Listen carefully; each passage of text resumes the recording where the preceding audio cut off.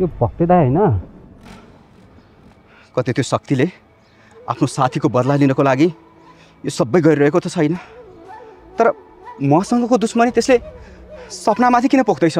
खोइ भाइ,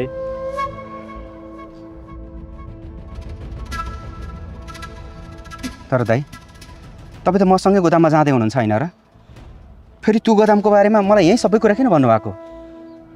तपाईँ मनको राम्रो मान्छे हुनुहुन्छ, त्यही भएर भनेको मैले।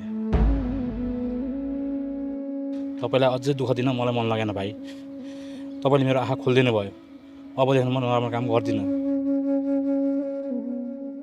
दुःख गरेर श्रीमतीको उपचार गर्छु, छोराछोरीलाई पढाउँछु। तपाईँसँगै म गोदाममा गयो भने मलाई पुलिस समात्छ। फक साले गद्दा। Please follow and subscribe for more updates.